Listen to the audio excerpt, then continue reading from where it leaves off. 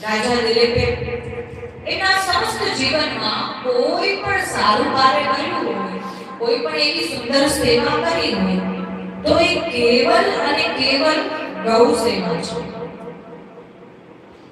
જેના ફળ સ્વરૂપ એને પુત્ર પ્રાપ્તિ પણ થઈ હતી અને એવા ઉત્તમ પુત્રની પ્રાપ્તિ થઈ કે એમને આ સમસ્ત કુળનું નામ જેમના નામે રાખવામાં આવ્યું. તો એ રાજા દિલીપ અત્યારે ખૂબ ચિંતામાં છે, ખૂબ મૂંઝવણમાં છે, મનમાં અતિ ચિંતા, અતિ કલેહ થઈ રહ્યો છે. કેમ કે રાજા છે, પ્રજાને કઈ તકલીફ આવે, પ્રજાને કઈ મૂંઝવણ થાય તો રાજા પાસે જઈને ઉકેલ માંગી છે કે અમને કઈ ઉકેલ આપો, અમને કઈ ઉપાય બતાવો, અમારી ચિંતાને દૂર કરો. હવે અહીંયા તો રાજા તકલીફમાં છે, રાજા કોઈ મૂંઝવણમાં છે, તો રાજા કોના પાસે છે? જ્યારે જ્યારે જીવનમાં ક્યારેય પણ મુશ્કેલીઓ આવે, બાધાઓ આવે અને સમજાય ને કે કોના પાસે જવું, ત્યારે કોઈ પણ વિચાર કર્યા વગર સીધું આપણે ગુરુ પાસે જવાનું. કોઈને પણ ઉપાય પૂછ્યા વગર પહેલો ઉપાય, પહેલો ઉકેલ આપણે ગુરુને પૂછવાનો. આપણા જે ગુરુ હોય, આપણા જે ગુરુ હોય એનાથી વધીને યોગ્ય ઉત્તર આપણને કોઈ આપી શકે નહીં. એટલે ગુરુ છે આપણા જીવનમાં પ્રકાશ પ્રગટ કરે છે. ગુરુ છે એ આપણા જીવનમાં આપણને નર્કથી કાઢીને પ્રકાશ તરફ લઈ જાય છે, આપણા જીવનને પ્રકાશમય બનાવે છે, આપણા જીવનની દરેક બાધાઓ, મુશ્કેલીઓનો ઉકેલ કાઢે છે. તો આ રીતે રાજા દિલીપ એક સમયે મૂંઝવણમાં છે અને એમના જીવનમાં અનેક બાધાઓ આવી રહી છે. તો એ મૂંઝવણ વિશે એમને એની પત્નીને વાત કરે છે અને એમની પત્ની સુદક્ષિણાને વાત કરે છે. ત્યારે એમની પત્ની સુદક્ષિણા ખૂબ સુંદર ઉપાય બતાવે છે કે આપણે કોઈ એવી ચિંતા કરવાની આવશ્યકતા નથી, આપણે આપણા ગુરુ પાસે જઈને એમની સલાહ લઈએ, એમની જે આજ્ઞા હશે એ આપણે કરીશું. તો એમને મૂંઝવણ કઈ વાતની હતી, એમને એવી શું મૂંઝવણ હતી? રાજા ખૂબ વિચાર કરે કે મારી પાસે તો બધું છે, હું એક રાજા છું, રાજા પાસે કયા ઐશ્વર્ય ન હોય, કયા વૈભવ ન હોય, દરેક વૈભવ, દરેક ઐશ્વર્ય, દરેક યશ, સન્માન, કીર્તિ એ બધું રાજા પાસે. ત્યારે તો એ રાજા કહેવામાં આવે છે. તો એ રાજા પાસે બધું હતું પણ રાજા દિલીપને કોઈ સંતાન ન હતી, એમને કોઈ સંતતિ ન હતી, એ સંતતિ વિહીન હતી. તો એ કારણથી સદૈવ ચિંતામાં, મૂંઝવણમાં રહેતા, સદૈવ એમના મનમાં કલહ ચાલતો રહેતો. એ કારણના કારણે એ પોતાની પ્રજા પર પણ ધ્યાન ન દઈ શકતા હતા. પોતાના પ્રજામાં જે પણ બાધાઓ આવી રહી છે, પ્રજાને કઈ પણ તકલીફો થઈ રહી છે, એમાં ધ્યાન ન દઈ શકતા હતા. કેમ કે આપણા મનમાં જ્યારે કોઈ પણ તકલીફો ચાલતી હોય, કોઈ પરિસ્થિતિઓ ચાલતી હોય, એને દબાવીને પણ કોઈ બીજાનું સન્માન કરવું, કોઈ બીજાની તકલીફોને દૂર કરવી, એ બહુ મહત્વનું છે. એ બધા કરી શકતા નથી. એટલા માટે રાજા ઘણીવાર વધારે મૂંઝવણમાં રહેતા. તો આ રીતે એમની પત્નીએ જે ઉકેલ આપ્યો, એ ઉકેલ વિચારી પરિણામ સ્વરૂપ રાજા દિલીપ અને એમની પત્ની સુદક્ષિણા સમસ્ત પ્રજાનો, સમસ્ત રાજ્યનો જે બધો ભાર હતો એ બધું ગૃહમંત્રીને સોંપી અને થોડા સમય માટે મહર્ષિ વશિષ્ઠના આશ્રમમાં આવી પહોંચ્યા. મહર્ષિ વશિષ્ઠ અને એમની પત્ની દેવી અરુંધતી રાજા અને એમની પત્ની સુદક્ષિણા ખૂબ સન્માન કર્યું, એમનો ખૂબ આગતા સ્વાગતા કરી અને ત્યારે એના આશ્રમમાં પ્રવેશ કરવા માટે આગ્રહ કર્યો. અને જ્યારે જલપાન કર્યું, વિશ્રામ કર્યો, ત્યારે સંધ્યા સમયે જ્યારે રાજા દિલીપ સંધ્યા કરી રહ્યા હતા ત્યારે ધ્યાનમાં છે. અને રાજા દિલીપ ધ્યાન કરતા કરતા પણ મૂંઝવણમાં છે કે હવે આવી તો ગયો છું, પણ હવે મારા મનની મૂંઝવણ ગુરુને કહું કઈ રીતે? જે ગુરુ છે એમને મારા મનમાં જે મૂંઝવણ ચાલી રહી છે કઈ રીતે? એ કઈ આવીને સીધું થોડું પોતાની તકલીફો પોતાની મૂંઝવણો કહેવા લાગી છે.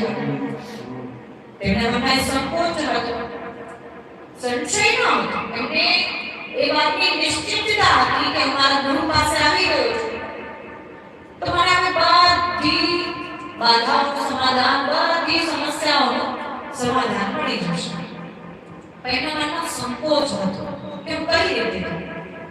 હું મારા ગુરુ પાસે આવ્યો છું, પહેલા હું એમની સેવા કરું, ત્યારબાદ જ તો એમને મારી તકલીફો મારી મૂંઝવણો કહેવાનો અધિકારી છું. કેવલ ગુરુને ગુરુ બનાવી લીધા અને જ્યારે આપણે તકલીફ હોય ત્યારે એમની પાસે જઈએ અને એમની સેવા ના કરીએ તો એ ઉચિત નથી, એ શિષ્ય ન કહેવાય. જ્યારે એમની સેવા કરે અને પોતાની સમસ્ત બાધાઓ ઉકેલી લે એ મહત્વનું છે. રાજા દિલીપ પણ એવો વિચાર કરતા હતા કે મારી મૂંઝવણ કઈ રીતે કહું, મારી તકલીફ કઈ રીતે કહું. જ્યારે એ ધ્યાનમાંથી બહાર આવ્યા ત્યારે એમનું મુખ મહર્ષિ વશિષ્ઠે જોયું. મહર્ષિ વશિષ્ઠ રાજા દિલીપને જોઈને સમજી ગયા કે હવે રાજા કોઈ મૂંઝવણમાં છે, કોઈ તકલીફમાં છે, કોઈ ચિંતામાં છે, કોઈ વાતને લઈને, કોઈ પરિસ્થિતિને લઈને અતિ ચિંતિત છે. તમે એનું મુખ ન જોવાનું. અને મહર્ષિ વશિષ્ઠે પણ પ્રશ્ન કરી દીધો કે હે રાજા, આપના રાજ્યમાં સગળું કુશલ મંગળ તો છે ને? બધું સારું તો છે ને? આપની પ્રજા કુશલ મંગળ તો છે ને? એટલો પ્રશ્ન સાંભળતામાં તો રાજા દિલીપના નેત્રોમાંથી અશ્રુઓની ધારાઓ વહી રહી છે. ખૂબ ચિંતા અને વિચાર કરવા લાગ્યા કે ગુરુને કઈ રીતે જાણ થઈ કે મને કોઈ તકલીફ છે, મને કોઈ ચિંતા છે. અને જ્યારે ઘણી વાર આપણી સાથે પણ એવું થાય, મનમાં અતિશય ઘણી વાતો ચાલતી હોય ને, આપણે કે બધી જગ્યાએ બધી વાતો કહેવાય, બધાને થોડી આપણી બધી ગુપ્ત વાતો હોય કહેવાય. આપણા મનના જે ગુપ્ત રહસ્ય હોય એ કહી શકાય. ઘણા એવા પણ હોય જે કોઈ એક જ વ્યક્તિને કહી શકે. અને એ એક વ્યક્તિ જ્યારે આપણને પૂછી લે ને કે કઈ જીવ છે, કઈ વાત છે, ત્યારે આપણાથી રહેવાય છે, ત્યારે આપણાથી કહેવાય. હવે પછી આપણી સહેલી હોય કે આપણી કોઈ સખી હોય કે કોઈ આપણા માતા હોય, પિતા હોય, ઘરના કોઈ સભ્યો હોય, જેનાથી આપણે ખરેખર હૃદયથી એવા નજીક હોઈએ, એવા નિકટ હોઈએ, ત્યારે આપણાથી રહેવાય છે. આપણે કેટલું પણ નિયંત્રણ કરીએ તો આપણાથી બોલાય છે. આપણે ઘણી વાર વિચાર કરીએ ના એમને શું ખોટી ચિંતા દીધી. જ્યારે એ વ્યક્તિ આપણે પૂછી લે આપણાથી ન છૂટકે પણ એ વાત બધી કહેવાય છે. એટલે તકલીફ ન આપી હોય, ચિંતા ન આપી હોય તો મનમાં ક્યાંક એવો વિશ્વાસ કે ના આ વ્યક્તિ એવો છે મારા જીવનમાં કે જેને હું મારી બધી તકલીફો કહીશ ને, મારી બધી બાધાઓ કહીશ ને, કદાચ મારો બાપ પણ હશે તો ક્યારેય મારા બાપ પર, મારી પરિસ્થિતિ પર પ્રશ્ન નહીં કરે, ક્યારેય મારા પર પ્રશ્ન નહીં કરે. મનમાં જ્યારે એક વિશ્વાસ હોય ને ત્યારે જ એ વ્યક્તિ સમક્ષ આપણી વાત બહાર નીકળે છે. તો એવો વિશ્વાસ રાજા દિલીપને પણ મહર્ષિ વશિષ્ઠ પ્રત્યે હતો. કેટલો વિશ્વાસ કે હવે હું બધી વાત મારા ગુરુદેવને કરી દઉં તો મારા ગુરુ મને બધી સમસ્યાઓનું સમાધાન કરી આપશે. એવો જ વિશ્વાસ હતો. અને એને એ જ વિશ્વાસ સાથે પોતાની સઘળી ચિંતા પોતાના ગુરુને કરી દીધી કે હે ગુરુદેવ, મારી પાસે મને બધું છે, બધા ઐશ્વર્યો, બધા વૈભવો છે, કોઈ વાતની ખામી નથી. કોઈ એવી વાત, કોઈ એવી પરિસ્થિતિ જે મારાથી વિકૃત છે જ નહીં. મને જોઈએ છે બધું એવું ચાલી રહ્યું છે, મારે બીજું કાંઈ જોઈતું નથી. મારે એક સંતાન જોઈએ છે, મારે કોઈ સંતાન નથી. તમે કંઈક એવો ઉકેલ બતાવો, કંઈક એવો ઉપાય મને બતાવો અને મારા પર કૃપા કરો, મારું કલ્યાણ કરો કે જેનાથી મને સંતતિની પ્રાપ્તિ થાય, મને ઉત્તમ સંતાનની પ્રાપ્તિ થાય. જ્યાં બોલનું નામ કરી બતાવો, જ્યાં ઈશ્વાકુ વંશનું નામ કરીને બતાવો. મને એવી સંતાન જોઈએ છે, એવી તપસ્વી હોવી જોઈએ, એવો તેજવાન સંતાન હોવી જોઈએ કે જેવું કાર્ય મેં કદાચ ન કર્યું હોય, જેવું કદાચ કર્મો મેં મારા જીવનમાં ન કર્યા હોય, એટલા સારાથી સારા કર્મો કરીને બતાવો, એટલા સારાથી સારા કાર્ય કરીને બતાવો, એવા એવા ઉચ્ચ કાર્ય કરીને બતાવો. એટલા માટે મહર્ષિ વશિષ્ઠે પણ એમની સઘળી ચિંતા સાંભળી અને મહર્ષિ વશિષ્ઠે પહેલા તો એમને એનાથી જે અપરાધ થયો છે, અપરાધ વિશે જાણકારી આપી. રાજા દિલીપે પણ પૂછ્યું કે મારા કોઈ ગયા જન્મના અપરાધ હોય, કોઈ આ જન્મના અપરાધ હોય, એવું શું મારાથી અપરાધ થયો છે કે મને હજુ સુધી સંતાન પ્રાપ્ત નથી થયું? તો મહર્ષિ વશિષ્ઠે એમને સમજાવતા નહીં કે હે રાજન, આપને કદાચ યાદ હોય કે ન હોય, સ્મરણમાં હોય કે ન હોય, પણ આપણાથી કામધેનુનો અપરાધ થયો છે, જેના કારણે આજે આપણે સંતતિ વિહીન છે. ત્યારે રાજા તો સ્મરણમાં આવી રહ્યા છે, યાદ કરવાનો પ્રયાસ કરી રહ્યા છે કે એવું તો શું મારાથી અપરાધ થયો, મને તો કંઈ યાદ આવતું નથી, કે મને તો કંઈ સ્મરણમાં આવતું નથી, મેં તો ક્યારેય કોઈ ગૌમાતાને ઉષ્ટ કરી નથી, ક્યારેય કોઈ ગૌમાતાનો અપરાધ કર્યો નથી. ત્યારે મહર્ષિ વશિષ્ઠનો અપરાધ સ્મરણ કરાવતા કહે છે કે એક સમયે જ્યારે દેવરાજ ઇન્દ્રની યુદ્ધમાં સહાયતા કરીને પાછા ફરતા હતા, ત્યારે માર્ગમાં કલ્પવૃક્ષની છાયામાં એક કામધેનુ ગૌમાતા વિશ્રામ કરી રહ્યા હતા. કામધેનુ ગૌમાતા ત્યાં બિરાજી હતા અને આપે એમનું માન સન્માન ન કર્યું અને એમને તમે પણ આ પણ કોઈ આતંકમાં હશો, કોઈ શીઘ્રતા હશો, કોઈ ઉતાવળમાં હોઈ શકો અને એમને જોયું નહીં અને આ ત્યાંથી પોતાનું વિમાન લઈને આગળ નીકળી ગયા, જાણે કોઈ સામાન્ય પશુ ત્યાં બિરાજમાન, કોઈ સામાન્ય પશુ ત્યાં એવો આપણો વ્યવહાર રહ્યો. એટલા માટે ત્યારે આપણે જ્યારે પાછળથી જાતા જોયું ત્યારે કામધેનુ ગૌમાતાએ આપણે શ્રાપ આપ્યો છે કે જ્યાં સુધી આ જે કોઈ પણ રાજા હોય, જ્યારે મારું અનાદર કરીને જોઈ રહ્યું છે, કોઈ પણ રાજા કેટલા હોય તો એ રાજા જ્યાં સુધી મારી સંતાનની સેવા નહીં કરે ત્યાં સુધી એને કોઈ સંતાનની પ્રાપ્તિ થશે નહીં. કે આ શ્રાપ વિશે રાજાને જેમને જાણ ન હોય એ પણ વિચાર કરી રહ્યા છે, તો પણ એમને હજુ સ્મરણમાં આવતું નથી. એમને જોયું જ નથી તો કેમ સ્મરણમાં આવે? કોઈ વ્યક્તિને, પરિસ્થિતિને જોઈ હોય તો આપણને વિચાર આવે કે આપણે અચ્છા ભૂલી ગયા છે, પેટે તો જોયું છે, એની દ્રષ્ટિ પડી જ નથી. ત્યારે એમને અપરાધ વિશે સ્મરણ કરાવ્યું અને અપરાધ સ્મરણ કરતા માટે ખૂબ દુઃખી થઈ ગયો. ઓહો, મારાથી આવું અપરાધ થયું છે, આપણે શું કરી દીધું? ખરેખર હું અપરાધી છું, ખરેખર હું દોષી છું, મારાથી અપરાધ થયું છે. જે સાક્ષાત આદિ શક્તિ છે, પરાશક્તિ છે, એમનો મેં અનાદર કર્યો છે. એ કામધેનુ ગૌમાતાના સ્વરૂપને ઓળખી શક્યો, એ કામધેનુ ગૌમાતાને હું જોઈ શક્યો નહીં, કદાચ મેં જોયું પણ હોય અને કોઈ અનાદર કરીને નીકળી ગયો. આ મારો અપરાધ છે. અને એના ગુરુ મહર્ષિ વશિષ્ઠને તે પ્રાર્થના કરી રહ્યા છે કે હે ગુરુદેવ, હવે મને કોઈ એવો ઉપાય બતાવો કે કઈ રીતે એમની સંતાનની સેવા કરું અને કઈ રીતે મને સંપત્તિની પ્રાપ્તિ થાય, મારા પર કૃપા કરો, મારું કલ્યાણ કરો. હવે આપ સિવાય મારા પાસે કોઈ માર્ગ નથી.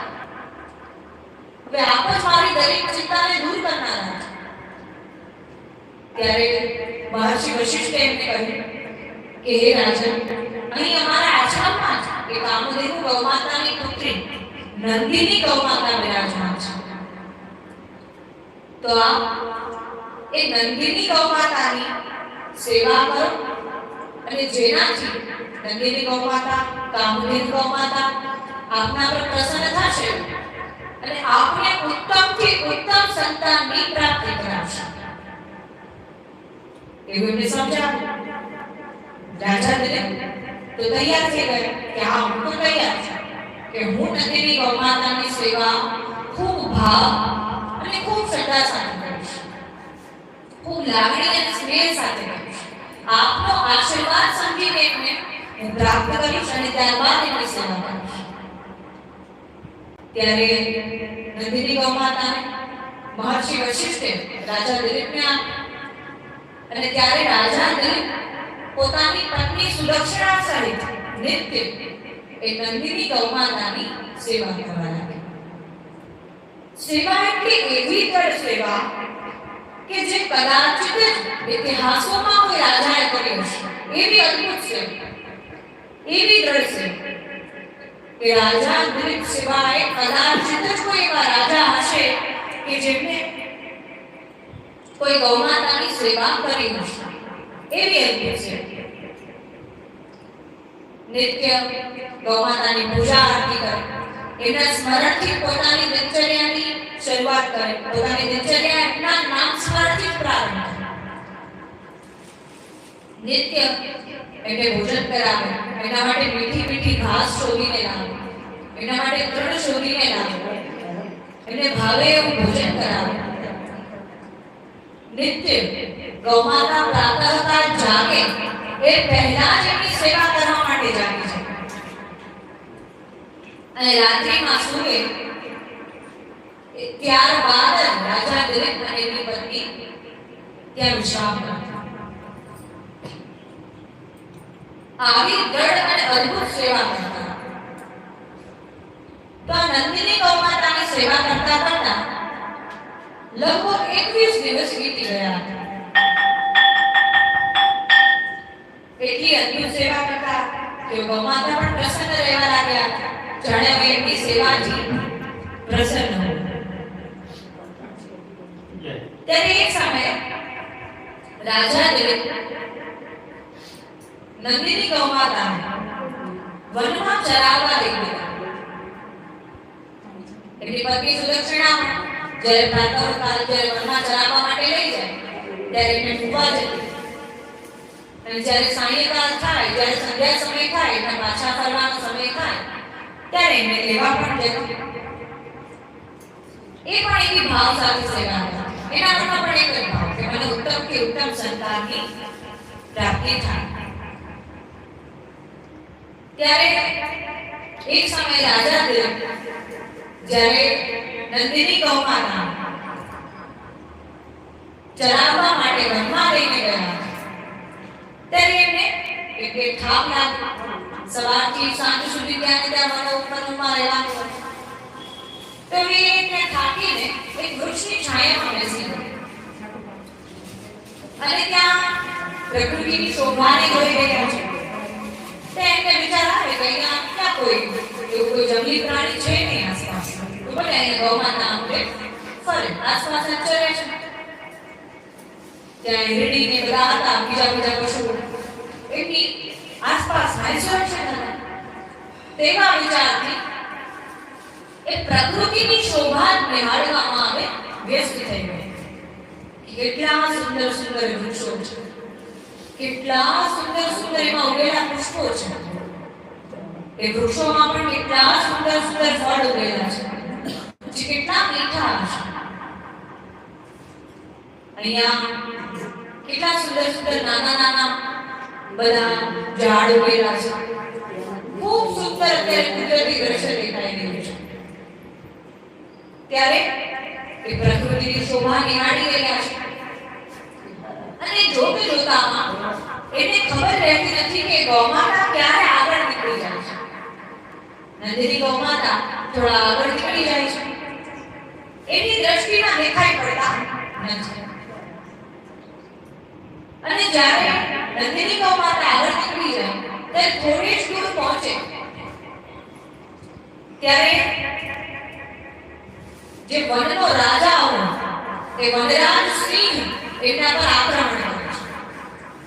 એને એકલી જુએ છે. કોઈ એનો ગોપ બાલક હોય, કોઈ માલિક હોય તો સિંહ કદાચ મનમાં ડરે કે એની પાસે કોઈ વસ્ત્ર ન હોય, કોઈ હથિયાર ન હોય. પણ ત્યાં તો નંદિની ગૌમાતા એકલા છે. તેમને એકલા જોઈને પોતાના ભોજનમાં એના પર આક્રમણ કરે છે. હવે કેમ કે ગૌમાતા રંભાવે છે. ગૌમાતાની રંભા સુનીને એ સાંભળીને રાજા દિલીપને ભાન થાય છે કે આ તો મારી ગૌમાતાની અવાજ છે, કે આ તો નંદિની ગૌમાતાની અવાજ છે. એ તો હમણાં સુધી અહીંયા જ આવી ક્યાં ગયા? મનમાં એવો વિચાર કરે છે અને ગૌમાતાના આમ તેમ શોધે છે. અત્યાર સુધી તો પ્રકૃતિને નિહાળવામાં વ્યસ્ત હતા. હવે એમને પોતાના દેહનું ભાન થઈ ગયું. હું તો વનમાં છું. હું તો અહીંયા ગૌમાતાને ચલાવવા માટે આવ્યો છું. તો ગૌમાતા ગયા અને આમ તેમ શોધીને જ્યારે ધીરે આગળ પહોંચે છે ત્યારે જુએ છે તો સિંહ પોતાનો એક પંજો ગૌમાતાના દેહ પર, એના શ્રીઅંગ પર રાખીને ઉભો છે. અને જ્યારે તે જુએ છે ત્યારે તે જોઈને ખૂબ દુઃખ થાય છે. ત્યારે શું કરતો હતો? મારું ધ્યાન ક્યાં હતું? ત્યારે ગૌમાતા એકલી થઈ અને ત્યારે એને એકલી જોઈને સિંહે એમના પર આક્રમણ કર્યું છે. ત્યારે રાજા દિલીપ સિંહને કહે છે કે હે વનરાજ સિંહ, આ ગૌમાતા ને આપ છોડી દો. અગર આપને એટલી જ ભોજનની ભૂખ લાગી હોય, આપને ભોજનનો સમય થયો હોય તો હું આપને ભોજનની વ્યવસ્થા કરી દઉં છું. પણ આ ગૌમાતાને ભોજન રૂપે ગ્રહણ ન કરો. આ ગૌમાતા તો મારા ગુરુદેવની આપેલી છે. મારા ગુરુએ મને આશીર્વાદ રૂપે આપી છે. મારા ગુરુએ મને આજ્ઞા કરી છે આ ગૌમાતાની સેવા કરવાની. તો મારા પર કૃપા કરો અને મારું કલ્યાણ કરો કે આ ગૌમાતાને આપ છોડી દો, જેનાથી મારું પણ કલ્યાણ થાય ને આપનું પણ કલ્યાણ થાય. કે ગૌમાતાના વધ કરવાનો પાપ આપ પોતાના માથે ન લો. તો આ રીતે રાજા દિલીપ ઘણું સિંહને સમજાવે છે. હવે કેમ કે એને ભૂખ લાગી છે, એના ભોજનનો સમય થયો છે, તેને તે ભોજન સિવાય કોઈ વાત મગજમાં બેસતી નથી. એને કોઈ વાત સમજાતી નથી. આપણે પણ જ્યારે લૌકિકમાં કોઈ પણ વસ્તુ જોતી હોય, કોઈ પણ વાત આપણે લઈને બેસી જઈએ, જ્યાં સુધી વાત પૂરી ના થાય ત્યાં સુધી આપણે એ જ વાત ચાલુ રાખીએ. કોઈ પણ વાત હોય, કોઈ પણ વસ્તુ જોતી હોય, મારી પેલી વસ્તુ મંગાવી, બસ વસ્તુ આવે ને તો મને હક થાય, તો મને ચેન પડે. આપણે પણ એવું કરીએ છીએ કે એના માટે તો ભોજન છે. ભોજન તો લોકો ના છોડી શકે. ભોજન તો સિંહ પણ ના છોડી શકે. તો રાજા દિલીપ ઘણા પ્રયાસો કરે છે સિંહને સમજાવવાના. ઘણા પ્રયાસ કર્યા બાદ સિંહ સમજી શકતો નથી. કેટલાય પણ પ્રયાસ કરે છે. ત્યારે સિંહ કહે છે કે અરે રાજા, આપ તો એક રાજા છો. શું આપને શોભા દે છે આ વનો ઉપવનોમાં ભટકવું? આ વનો ઉપવનોમાં ગૌમાતાની પાછળ પાછળ દોડી રહ્યા છો, આપને શોભા દે છે? આપની શોભાને ગરીબ ઉતારે છે. ત્યારે રાજા સમજાવે છે કે આ મારા માટે કોઈ કાર્ય નથી. મારા ગુરુએ મને આજ્ઞા આપી છે, એટલા માટે મારા માટે સેવા છે. મારા માટે તો આ ગૌ સેવા છે, જે સાક્ષાત રૂપે, પ્રગટ રૂપે મારા ગુરુએ મને આજ્ઞા કરી છે. અને આ કરવાથી મારી બધી મનોકામનાઓ પૂર્ણ થશે એવો મને વિશ્વાસ ધરાવું છે. ત્યારે સિંહ એનું મન ભટકાવવાનો પ્રયાસ કરે છે કે અરે રાજા, એનો એની હાસી ઉડાડે છે, એની મશ્કરી કરે છે કે રાજા કોની વાતોમાં આવી રહ્યા છે? આમાં સાધુ સંતોની વાતોમાં ક્યારેય ના આવવું જોઈએ. એ તો એમને બોલબો કર્યા કરે. એમનામાં બોલવાથી થોડી ને તમારી બધી મનોકામના પૂરી થઈ જશે. એવો શું તમે વિશ્વાસ દેવડાવો? એવું શું તમારાથી અપરાધ થયું છે કે તમે એક રાજા કહીને પોતાનું રાજ્ય છોડીને વનો ઉપવનોમાં ભટકી રહ્યા છો? એ બધી વાત ખોટી હોય, એ બધી વાતને માનવાની ના હોય. એ બધી મિથ્યા વાત છે.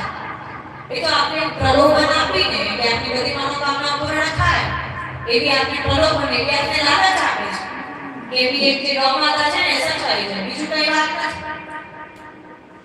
ઘણા પ્રયાસો કર્યો છે કે રાજા દિલીપનું મન ભટકે, પણ રાજા દિલીપે તો જાણે દ્રઢ નિશ્ચય લઈ લીધો છે કે મારે કંઈ પણ કરીને મારી ગુરુની આજ્ઞાનું પાલન કરવું છે અને મારા મનની જે બધી ઈચ્છાઓ મનોકામનાઓ છે એને પૂર્ણ કરવું છે. મને પૂરો વિશ્વાસ છે મારા ગુરુ. તે શ્રી એને કહે છે કે આપ તો અહીંયા પહેલી વાર આવવા લાગ્યો છો, હું તો અહીંયા વર્ષોથી રહું છું અને મને આવા સાધુ મહાત્માઓની પણ બધું ખબર છે એ કેવા હોય છે. તેની વાત ક્યારે માનવી ન જોઈએ, એની વાતોમાં ન આવવું જોઈએ.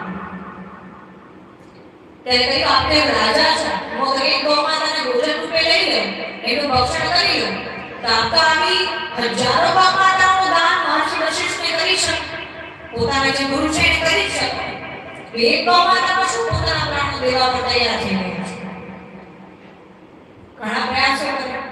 ત્યારે રાજા જે આગ્રહ કરે છે કે આપ મારું ભોજન કરી લો, મારા શરીરને, મારા દેહને ભોજન રૂપે ગ્રહણ કરી લો, પણ આ ગૌ માતાને છોડી, આ ગૌ માતાને જવા દો, આ નંદિની ગૌ માતાને કઈ ના કરો, એમને આશ્રમ જવા દો, એ મારા ગુરુ પાસે જઈને સુરક્ષિત રહે અને મને ભોજન રૂપે ગ્રહણ કરો. હું આપનું ભોજન કરવા તૈયાર છું, મને મારા દેહની કોઈ ચિંતા નથી, બસ મારી આ ગૌ માતાને છોડી. મારું આ કર્તવ્ય છે, મારી આ સેવા છે, હું આ સેવામાં કોઈ બાધાઓ ન લાવીશ. આ સેવામાં કોઈ પણ કષ્ટીઓ આવે એ કષ્ટીનું સમાધાન કરીને આ સેવામાં મારે આગળ વધવું છે. ઘણી વાર આપણે પણ કોઈ સેવાના કાર્યમાં હોય, કોઈ આપણને આપણું મન આપણે ભટકાવે કે રોજ રોજ શું એવું કરવું હશે, રોજ રોજ શું આ કરવું હશે. ગૌ સેવાના કાર્યમાં હોય, કોઈ પણ પ્રકારના કાર્યમાં હોય, પ્રભુની સેવામાં હોય કે આજે ઓછી સેવા કરો તો ચાલો, આજે આવી જાઓ મારા ઘરે.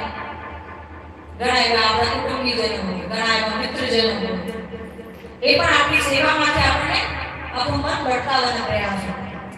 પછી આપણો નિર્ણય દ્રઢ હોય કે મારે સેવા કરવી તો આવી જ કરવી છે, તો કેટલાય પણ લોકો કદાચ આપણા વિરુદ્ધમાં ઉભા હોય તો આપણી સેવાનો નિર્ણય બદલી શકે જ્યાં સુધી આપણે ન ઈચ્છીએ કે અચ્છા મારે આ નથી કરવું. ત્યારે આપણે કોઈ બહાનું લગાવી શકીએ, પેલા એનું નામ કીધું એટલે મારે છોડવું પડે, પેલી મેં નામ સલાહ દીધી તો મારે આ મારી સેવા નથી કરવી, એની વાત એ સાચી છે, ક્યાં સમય મળે છે.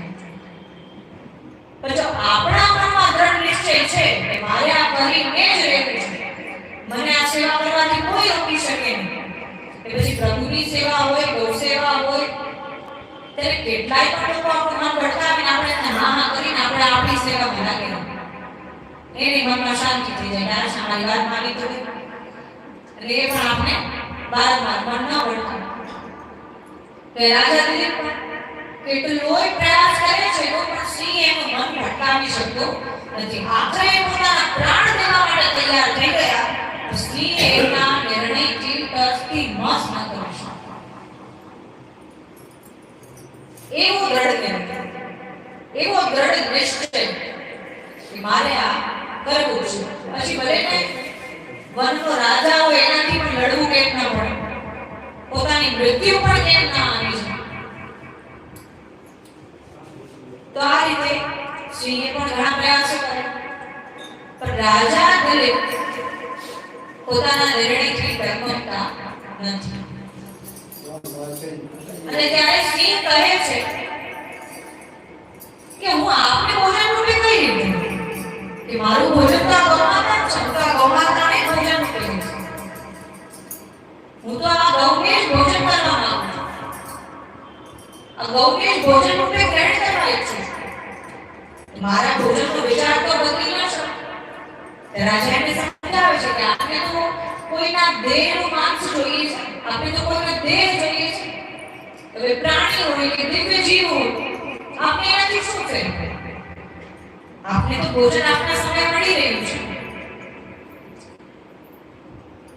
તો આ રીતે રાજા દરેક પોતાના પ્રાણોને, પોતાના શરીરને જાણે માંસનું કોઈ પિંડ પડ્યું હોય એ રીતે સિંહના સમક્ષ પોતાને ધરી દે છે. અને તે કહે છે કે મારું ભક્ષણ કરો, મને ભોજન રૂપે ગ્રહણ કરો અને આ ગૌ માતાને જમો. ત્યારે સિંહ પણ મનમાં વિચાર કરે છે કે હવે એની વાત તો સાચી છે, મારે ભોજન જ કરવું છે, ગૌનું કરું કે આમ કરું. તો ગૌ માતાને પોતાના પંજામાંથી છોડી અને એમને જવા દે છે. અને કેમ કે રાજા નતમસ્તક થઈ અને પોતાના દેહને ધરી દે છે, તેનો ભાવ જોઈને હવે સિંહને વિચાર આવે કે હવે જેટલી પરીક્ષા થવાની હતી એ થઈ ગઈ, હવે પોતાના વાસ્તવિક સ્વરૂપમાં આવવાનો સમય થઈ ગયો છે. તો જેવો સિંહ એ રાજા પર પંજો મારવા ગયો, એવો જ હવામાંથી, આકાશમાંથી પુષ્પવૃષ્ટિ થવા લાગી. એ રાજા દિલીપ માટે સમસ્ત દેવી દેવતાઓ, 33 કોટી દેવતાઓ જેટલા દેવી દેવતાઓ ગૌમાતાના શ્રીઅંગમાં બિરાજમાન છે, એ બધા દેવી દેવતાઓ આકાશમાંથી પુષ્પવૃષ્ટિ કરી રહ્યા છે, પુષ્પની વર્ષા કરી રહ્યા છે. અને રાજા દિલીપને જાણે વધાવી રહ્યા હોય, જાણે પ્રસન્ન હોય, જાણે આજે સંપૂર્ણ દેવલોકમાં આનંદ છવાઈ ગયો. રાજા દિલીપ એમની કસોટીમાં, એમની પરીક્ષામાં જાણે પાસ થયા. અને જ્યારે પુષ્પવૃષ્ટિ થઈ, જ્યારે રાજાએ પોતાનું મસ્તક ઊંચું કરી જોયું, ત્યારે ત્યાં સાક્ષાત કામધેનુ માતા પ્રગટ થઈ. અને ત્યાં કામધેનુ માતા સાક્ષાત રૂપે પ્રગટ થઈ અને રાજા દિલીપને કહી રહ્યા છે, ઉઠો પુત્ર, હું આપની સેવાથી પ્રસન્ન થઈ છું. આપે જે મારી પુત્રીની સેવા કરી છે, નંદિની ગૌમાતાની જે રાજા દિલીપે સેવા કરી, તો હું આપની સેવાથી ખૂબ પ્રસન્ન થઈ છું. આપને હવે શું જોઈએ છે? આપને જે પણ વર જોઈએ છે એ વરદાન આપવા હું આપને તૈયાર છું. આપને શું વર જોઈએ? ત્યારે રાજા દિલીપ ખૂબ પ્રસન્ન થયા કે હે માં, અમારી કસોટી હતી. આજે મને તો વિચાર આવ્યો કે હવે તમને સંતાન પણ પ્રાપ્ત નહીં થાય અને મારી મૃત્યુ આજે અહીં નહીં છે. તો પછી મેં વિચાર કર્યો કે ગૌમાતા માટે તો પ્રાણોનો પણ ત્યાગ કરવો પડે, તો મને શું કોઈ મોટી વાત છે? બસ મારા કારણે કોઈ એક ગૌમાતા બચવા જોઈએ, એનું રક્ષણ થવું જોઈએ. અને મારા ગુરુએ જે મને કર્તવ્ય આપ્યું હતું, મારા ગુરુએ જે મને સેવા આપી હતી, જે આજ્ઞા કરી હતી, મેં તો એ જ આજ્ઞાનું પાલન કર્યું છે. એમાં કોઈ બીજું અતિરિક્ત કર્યું નથી. ત્યારે રાજા દિલીપ પણ ખૂબ પ્રસન્ન થયા અને પ્રસન્ન મનથી કહે છે કે હે માં, હવે મને ઉત્તમથી ઉત્તમ સંતાનની પ્રાપ્તિ કરવી છે. ત્યારે કામધેનુ માતા કહે છે કે હે પુત્ર, જ્યારે આપણે ગૌસેવા તો ખૂબ નિષ્ફળ ન જાય એ રીતે કરી છે, કે ગૌસેવા સફળ થાય, ગૌસેવાનું ફળ આપને મળે, આપણે તો એ જ રીતે સેવા કરી છે. પણ કેમ કે મનમાં સંદેહ તો હોય કે આ સેવા કેવલ અને કેવલ પુત્ર પ્રાપ્તિ માટે કરી રહ્યા છો કે ખરેખર ગૌરક્ષણનો સમય આવે ત્યારે ગૌરક્ષણ પણ કરી રહ્યા છે. જે આજે સમસ્ત સંસારને, મને નહીં પણ સમસ્ત સંસારને આ વાતની જાણ છે કે આપણે કેટલી ભાવ અને કેટલી શ્રદ્ધાપૂર્વક ગૌમાતાની સેવા કરી છે. એટલા માટે આજે આપણા પર પુષ્પ વર્ષા થઈ છે. આજે સમસ્ત દેવલોકમાં આનંદ છે, સમસ્ત લોકમાં આજે આનંદ છે. ત્યારે બધાને જાણ થઈ છે કે આપની સેવા કેટલી દ્રઢ અને કેટલી અદ્ભુત છે. એટલા માટે આપણે જે વર જોતું હોય તો આપણે મળવાનું આવશ્યક છે, એ તો આપણે મળવું જોઈએ. ત્યારે કામદેવ ગૌમાતા રાજા દેવ તથાસ્તુ કર્યું અને ત્યાંથી અંતર્ધાન થઈ અને ગોલોક ધામને પ્રસ્થાન થઈ. અને આ બાજુ રાજા દેવ નંદિની ગૌમાતાને લઈ અને મહર્ષિ વશિષ્ઠના આશ્રમમાં પાછા ફર્યા. આશ્રમમાં ગયા અને મહર્ષિ વશિષ્ઠને બધી પરિસ્થિતિ વિશે વાત કરી. એટલે જવામાં મોડું થઈ ગયું, વિલંબ થઈ ગયું તો મહર્ષિ વશિષ્ઠને પણ ચિંતા થઈ કે રાજા અને ગૌમાતા પ્રાતઃકાલથી ગયા છે પણ હજુ સુધી આવ્યા કેમ નથી. એટલી ચિંતામાં એટલો વિચાર કર્યો અને એટલામાં તો રાજા અને ગૌમાતા ત્યાં ઉપસ્થિત હતા.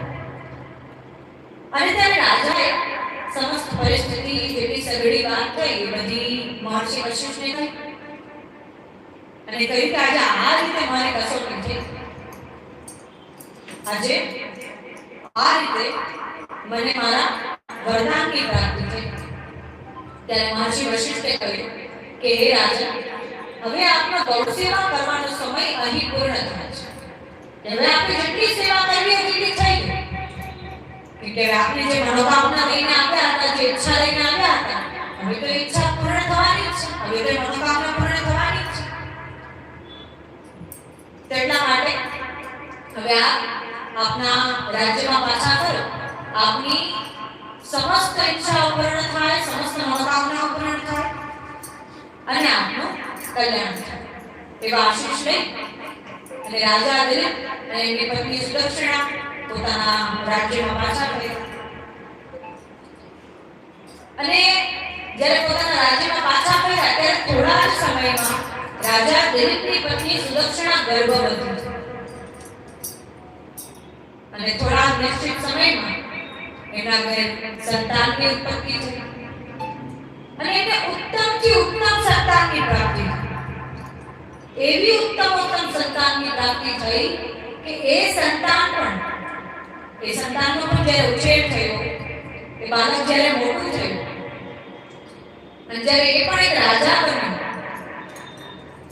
ત્યારે એ પણ એટલો પ્રતાપી અને એટલો તેજવાન થયો અને એટલો દ્રઢ ગૌસેવક બન્યો. તો રાજા દિલીપે પોતાના પુત્રનું નામ રાખ્યું રાજા રઘુ. તેમના આવ્યા પહેલા તો આ વંશ ઇક્ષ્વાકુ વંશના નામથી પ્રસિદ્ધ હતું, પણ રાજા રઘુએ પોતાના જીવનકાળમાં એટલી દ્રઢ ગૌસેવાઓ કરી કે એ એકમાત્ર એવા રાજા થયા કે જેમને ગૌસેવા કરવા માટે પોતાનો સમસ્ત રાજ્ય છોડી દીધું હતું. પોતાના રાજા હોવાનો જે સન્માન હતું, પોતાના રાજા હોવાની જે ગાદી હતી, જેના પિતા એમને સોંપીને ગયા હતા, એ બધું એમને દાન કરી દીધું. એવા પ્રતાપી ગૌસેવક થયા અને વનોમાં જઈ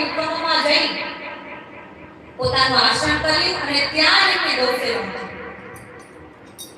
અને ગૌસેવા એટલે એટલી દ્રઢ ગૌસેવા કે સદૈવ પોતાની સમસ્ત દિનચર્યા ગૌમાતાને જ સેવા કરતા, ગૌમાતાની જ સેવા કરતા. ક્યારેક એમની ચરણ દબાવવા, ક્યારેક એમની ચરણ સેવા કરવી, ક્યારેક એમની જલની વ્યવસ્થા કરવી, ભોજનની વ્યવસ્થાઓ કરવી, એને ચરાવવા જવું, ગૌદોહન કરવું, એ બધું એ પોતાની સેવામાં કરતા અને આ જ રીતે પોતાની દિનચર્યા જીવતા, પોતાનું જીવન નિર્વાહ કરતા. અને ઇતિહાસમાં એ એકમાત્ર એવા રાજા થયા જેમણે પોતાના સમસ્ત સુવર્ણ, પોતાના સમસ્ત જે બધા ખજાનાઓ, પોતાની જે સમસ્ત ધરોહરો એ બધાનું દાન કરી અને પોતાનું સંપૂર્ણ જીવન ગૌસેવામાં વિલીન કરી દીધું.